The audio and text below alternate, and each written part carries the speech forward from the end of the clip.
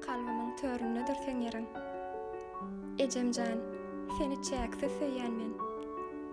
Her gün, her sagat, her minutda has artja saňa bolan söýgüýmeň.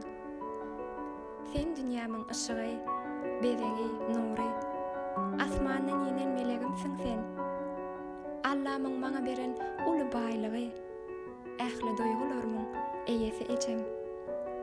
Sen hakda näçe ýazsamaz bolar. Ýazýan ýene diňe sen hakda. Goý saňa bolan soňsuz söýgüými, bilmeýänler eminni, bilsinni eje.